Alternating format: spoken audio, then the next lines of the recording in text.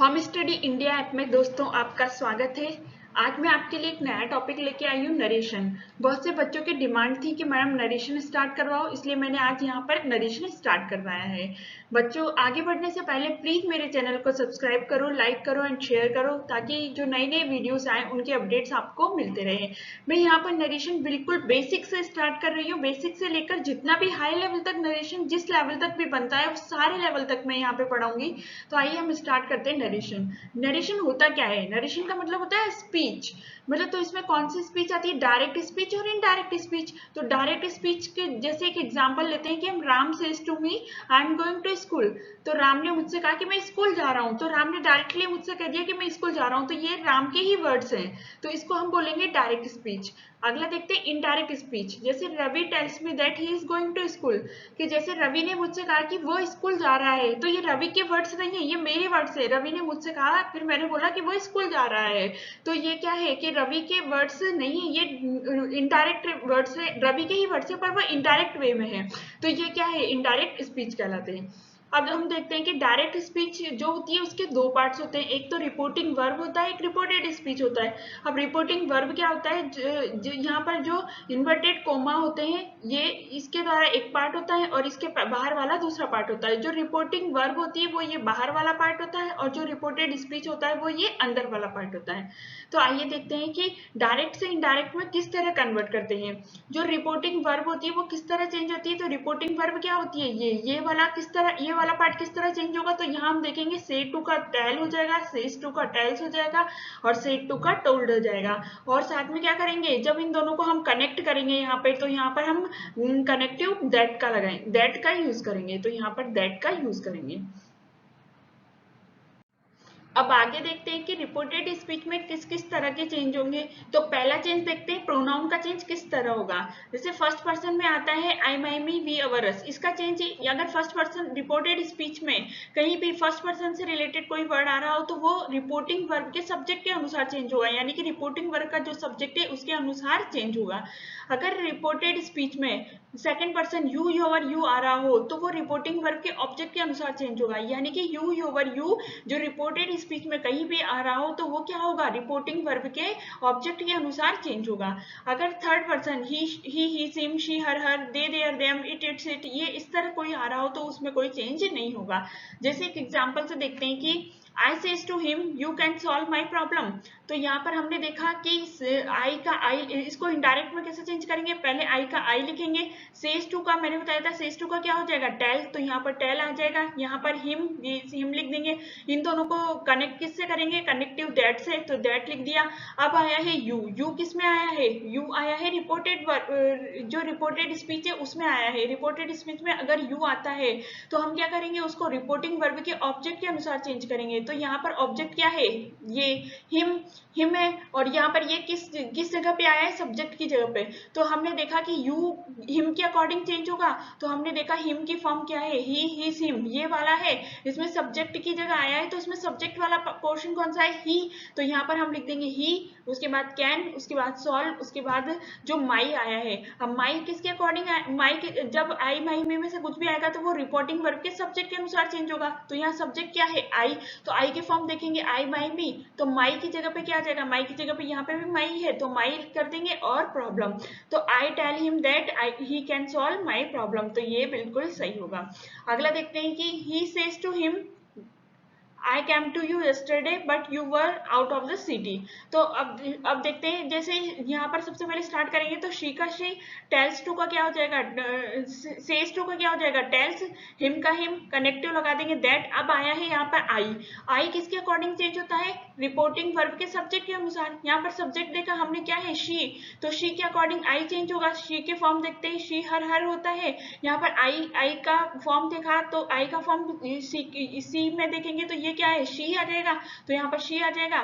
बाकी सेम कर देंगे, सेम कैम टू।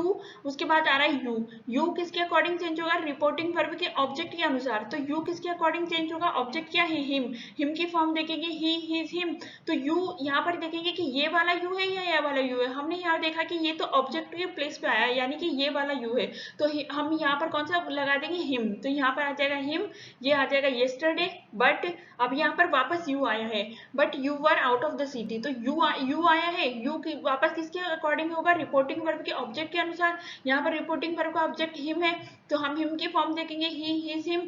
यहाँ पर अब ये वाला जो यू आया है, ये कौन सा वाला यू है, सब्जेक्ट वाला यू, क्योंकि ये यहाँ पर सब्जेक्ट है, उसके बाद वर्ब है, फिर उसके बाद कुछ भी आ रहा है, तो ये सब्जेक्ट की जगह पे आ रहा है, तो सब्जेक्ट की जगह पे हिम का फॉर्म कौन सा लेंगे हम, ही। तो यहाँ पर आ जाएगा ही के साथ वाज वर्ब में से क्या लगेगा, वाज लगेगा, आउट ऑफ द सिटी। तो इस तरह डायरेक्ट से इनडायरेक्ट बनाया जाता है। अगला चलते हैं, the teacher says to us I shall not teach you this lesson now. तो यहाँ पर द टीचर सेज टू आ रहा है, सेज टू की जगह क्या कर देंगे, टेल्स, अस का कर देंगे, अस, यहाँ कनेक्टिव दैट लगा देंगे, उसके बाद आ रहा है आई।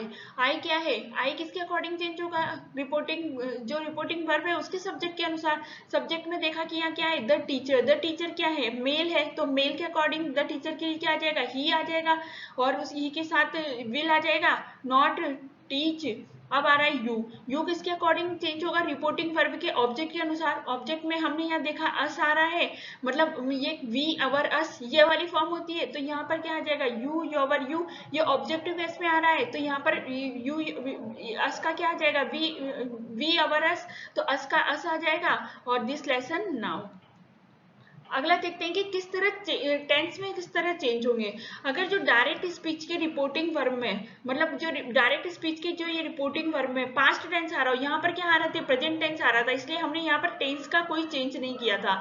अब अगर यहाँ पर पास्ट टेंस आ रहा हो, तो जो इनडायरेक्ट स्पीच बनाएंगे उसके रिपोर्टिंग स्पीच में कौन कौन से चेंज होंगे, तो वो देखते हैं हम कि टेंस का किस तरह चेंजेस होगा।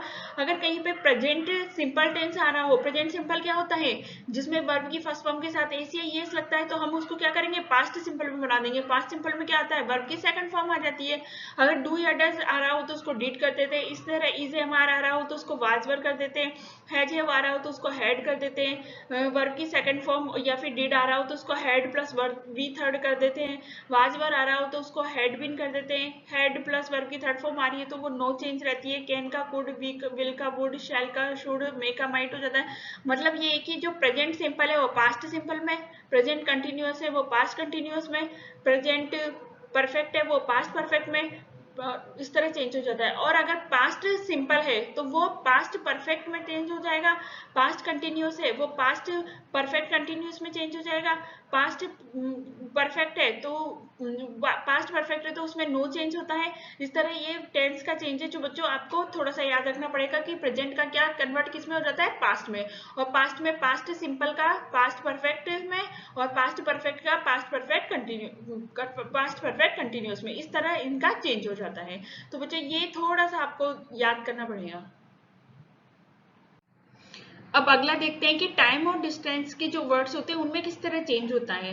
पर ये चेंज ओनली तब होगा जबकि जो रिपोर्टिंग वर्ब है उसमें क्या आ रहा है, पास्ट टेंस आ रहा हो। रिपोर्टिंग वर्ब में जब पास्ट टेंस आएगा तो हम किस तरह से चेंज करेंगे, दिस को करेंगे दैट में, हियर को करेंगे देयर में, दीज को करेंगे दोज में, टुडे को दैट डे में, येस्टरडे को द प्रीवियस डे में, टुमारो को द नेक्स्ट डे में, लास्ट को द प्रीवियस में, नेक्स्ट को द फॉलोइंग में, नाउ या जस्ट को देन में, एगो को बिफोर में, हैंस को देंस में। इस तरह हम इनका चेंजेस करते हैं। चलिए इसे एक एग्जांपल से समझते हैं। जैसे Sita said to Sameer I came to you yesterday but you were out of station. तो हमने यहाँ देखा कि सबसे पहले हमको ये देखना है कि इसमें कौन सा टेंस है। इसमें प्रेजेंट टेंस होगा तो कोई टेंस का चेंज नहीं होगा, पर हमने यहाँ देखा said to आ रहा है, ये क्या है, पास्ट टेंस। इसका मतलब इसमें सारे टेंसेस के चेंज होंगे। तो हमने पहले लिखा सीता said to का सबसे पहले हो जाएगा टोल्ड, उसके बाद समीर, उसके बाद कंजक्शन दैट लगाया। अब यहाँ पर आ रहा है आई। आई क्या है, फर्स्ट पर्सन किसके अकॉर्डिंग चेंज होता है, सब्जेक्ट के अकॉर्डिंग। तो यहाँ पर सीता, तो आई के लिए जो सीता के क्या आ जाएगा, शी, तो शी आ जाएगा। उसके बाद देखते हैं कैम आ रहा है। कैम क्या होता है, पास्ट सिंपल टेंस है। पास्ट सिंपल टेंस किस में कन्वर्ट हो जाता है, पास्ट परफेक्ट टेंस में। तो हम कैम की जगह क्या लिख देंगे, हैड कम, पास्ट परफेक्ट हो गया।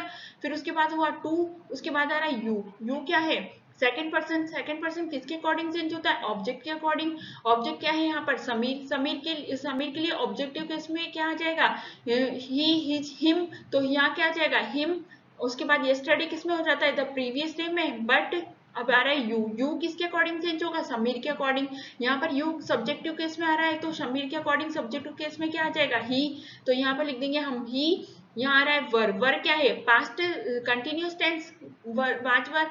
तो फिर हम क्या करेंगे, इसको पास्ट परफेक्ट में, परफेक्ट कंटिन्यूस में चेंज कर देंगे, तो ये आ जाएगा had been out of station. अगले एग्जाम्पल चलते हैं, Bunty said to Rekha you are not so good as I expected. तो यहाँ पर हमने देखा कि सबसे पहले ये देखेंगे कि यहाँ सेड टू आ रहा है तो हमने करा टोल्ड और सारे चेंजेस होंगे। तो हमने देखा बंटी का बंटी, सेड टू का टोल्ड, रेखा, उसके बाद दैट लगा दिया। अब आ रहा है यू, यू किसके अकॉर्डिंग चेंज होगा, रेखा के अकॉर्डिंग। तो रेखा के अकॉर्डिंग चेंज होगा तो यू की जगह, यहाँ यू की जगह क्या आ जाएगा, रेखा के लिए शी आ जाएगा। यहाँ पर आ रहा है present continuous, present continuous are आ रहा है तो यहाँ पर आर की जगह क्या आ जाएगा, पास्ट कंटिन्यूस का हेल्पिंग वर्ब। तो पास्ट कंटिन्यूस हेल्पिंग वर्ब क्या है, वाज। उसके बाद नॉट सो गुड एज। अब आई आ रहा है, आई क्या है, आई किसके अकॉर्डिंग चेंज होगा, सब्जेक्ट, सब्जेक्ट के अकॉर्डिंग। तो आई किसके अकॉर्डिंग चेंज होगा, बंटी के अकॉर्डिंग, बंटी के लिए क्या आ जाएगा, ही। उसके बाद यहाँ आ रहा है वर्ब की सेकंड फॉर्म यानी कि पास्ट सिंपल टेंस आ रहा है। पास्ट सिंपल किसके अकॉर्डिंग चेंज होगा, पास्ट परफेक्ट अकॉर्डिंग। तो यहाँ पर आ जाएगा ही, परफेक्ट के लिए क्या आ जाता है, हैड प्लस वर्ब की थर्ड फॉर्म, तो यहाँ आ जाएगा ही हैड एक्सपेक्टेड। अगला चलते हैं कि Rajni said to Geeta I can solve this question today. यहाँ पर हमने देखा सेड टू आ रहा है, सेड टू के लिए क्या आ जाएगा, टोल्ड आ जाएगा। तो आ जाएगा Rajni said to Geeta that. अब आ जाएगा आई, आई किसके अकॉर्डिंग चेंज होगा, रजनी के अकॉर्डिंग। तो आई के लिए क्या आ जाएगा, रजनी के लिए शी। और कैन का क्या हो जाता है, कुड। सॉल्व दिस का क्या हो जाता है, दैट। क्वेश्चन टूडे का क्या हो जाता है, दैट डे। तो इस तरह क्वेश्चन सोल्व किया जाता है। अब अगला अगला जो रूल आता है वो इस तरह है कि यदि जो डायरेक्ट स्पीच है, जो डायरेक्ट स्पीच है इसके जो रिपोर्टिंग वर्ब में पास्ट टेंस आ रहा है, पास्ट टेंस आ रहा है, और जो रिपोर्टेड स्पीच है, जो रिपोर्टेड स्पीच है इसमें क्या यूनिवर्सल ट्रूथ या फिर रिलीजियस थ्योरीज कुछ आ रही हो, तो हम क्या करेंगे, जो इनडायरेक्ट स्पीच बनाएंगे उसमें जो रिपोर्टेड स्पीच है, ये रिपोर्टेड स्पीच है, इसमें कोई परिवर्तन नहीं होगा। मतलब हमने ये देखा कि अगर कोई सेंटेंस में, इसमें यहाँ पर तो पास्ट टेंस आ रहा है पर यहाँ पर जो ये रिपोर्टेड स्पीच है इसमें क्या है, यूनिवर्सल ट्रूथ या कोई रिलीजियस थ्योरी आ रही हो, तो हम इसमें कोई चेंज नहीं करेंगे। सारे इसमें तो चेंज करेंगे पर इसमें चेंज नहीं करेंगे। जैसे एग्जाम्पल लेते हैं, Amit said to us there are only 4 major directions. तो हमने देखा कि अमित सेड टू का क्या हो जाएगा, टोल्ड अस। अब दैट, अब यहाँ हमने देखा कि ये तो यूनिवर्सल ट्रूथ है क्योंकि 4 डायरेक्शन होती है, ये तो यूनिवर्सल ट्रूथ है। तो हम क्या करेंगे, दैट, इसको मैं कोई चेंज नहीं करेंगे, इसको ऐसे कैसे लिख देंगे, that there are only 4 major direction, इसमें कोई टेंस का चेंज नहीं होगा। अगला देखते हैं, the man said to the shopkeeper honesty is the best policy. हमने यहाँ देखा कि सेड टू आ रहा है तो हमने यहाँ टोल्ड कर दिया, the man told the shopkeeper, that लगा दिया। उसके बाद क्या है, honesty is the best policy, ये भी क्या है, यूनिवर्सल ट्रूथ है ये। तो हम क्या करें, honesty is the best policy, इस तरह ही लिख देंगे। अब अगला रूल चलते हैं कि यदि जो रिपोर्टिंग वर्ब है इसमें यहाँ पर कोई ऑब्जेक्ट नहीं दे रखा हो, परंतु इसका ऑब्जेक्ट रिपोर्टेड स्पीच यानी कि इन्वर्टेड कोमा के जो अंदर है उसमें आ रहा हो, तो हम उसका इनडायरेक्ट कैसे बनाएंगे। उसका इनडायरेक्ट बनाते समय हम क्या करेंगे, जो ऑब्जेक्ट है जो उसको हम रिपोर्टिंग वर्ब के साथ ही लिख देते हैं। जैसे Aman said Rekha I have not seen you here before. तो हम क्या करेंगे, यहाँ पर हमने देखा कि सेड टू कुछ ऑब्जेक्ट आना चाहिए तो वो तो नहीं आ रहा, और जो सेड टू ऑब्जेक्ट किसके लिए, ये रेखा की, रेखा यहाँ पर आ रहा है, यानी कि इसका ऑब्जेक्ट ये रेखा यहाँ पर आ रहा है। तो हम क्या करेंगे, इसका इनडायरेक्ट कैसे बनाएंगे, अमन सेड टू का कर देंगे टोल्ड, उसके बाद रेखा। अब यहाँ आया है आई, आई किसके अकॉर्डिंग चेंज होगा, अमन के अकॉर्डिंग। तो अमन के अकॉर्डिंग क्या होगा, आई चेंज होगा तो अमन के अकॉर्डिंग, अमन के अकॉर्डिंग यहाँ आ जाएगा ही।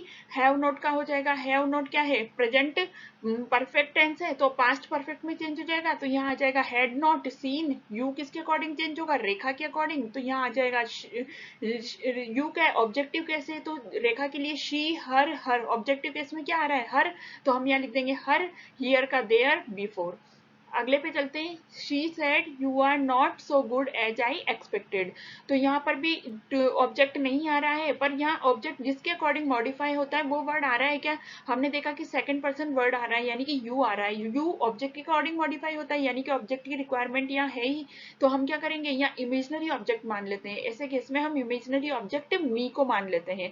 तो यहाँ पर हमने लिख दिया सी सेड टू मी, मतलब इमेजनरी ऑब्जेक्ट हमने यहाँ मी मान लिया। तो हम इसका कैसे बनाएंगे, सी टोल्ड मी फिर यहाँ दैट लगा देंगे, दैट यू किसके अकॉर्डिंग चेंज होगा, मी के अकॉर्डिंग, तो मी के अकॉर्डिंग क्या आ जाएगा, आई आ जाएगा।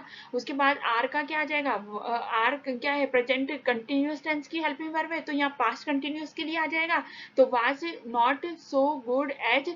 अब आ रहा है आई, आई किसके अकॉर्डिंग चेंज होगा, सी के अकॉर्डिंग, तो आई की जगह क्या आ जाएगा, शी। एक्सपेक्टेड की जगह क्या आ जाएगा, ये क्या है, वर्ब की सेकंड फॉर्म, तो ये क्या है, पास्ट सिंपल टेंस, तो ये क्या हो जाएगा, पास्ट परफेक्ट में, तो हैड एक्सपेक्टेड। अगला चलते हैं, Rashmi said I have got first rank in IAS this year.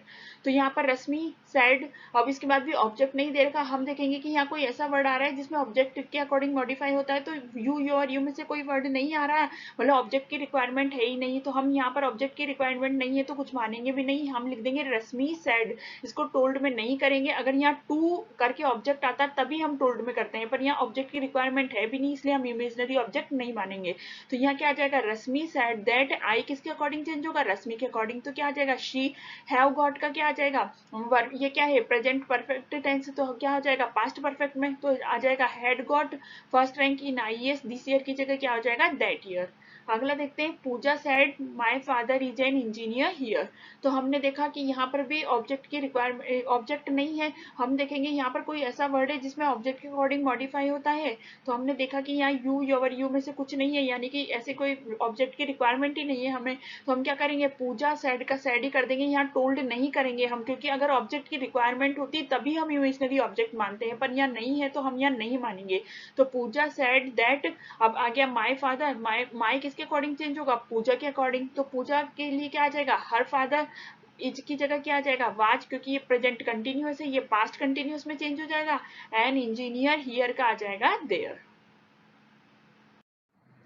बच्चों कल हम यहाँ पर interrogative sentence, optative sentence, imperative sentence और एक्सक्लेमेटरी सेंटेंस, ये किस तरह से, इनसे रिलेटेड क्वेश्चंस किस तरह से बनते हैं और उनको किस तरह डायरेक्ट से इनडायरेक्ट में कन्वर्ट किया जाता है उसके बारे में डिस्कस करेंगे। ये बहुत ही इंपॉर्टेंट क्लास होगी, तो प्लीज इसको देखना ना भूलें। और बच्चों अगर आपको मेरा वीडियोस पसंद आ रहा हो तो प्लीज मेरे चैनल को सब्सक्राइब करें, प्लीज लाइक एंड शेयर करें। अगले वीडियो में मैं आपके साथ मिलूंगी इन सारे सेंटेंस के साथ, तो तब तक के लिए नमस्कार, थैंक यू।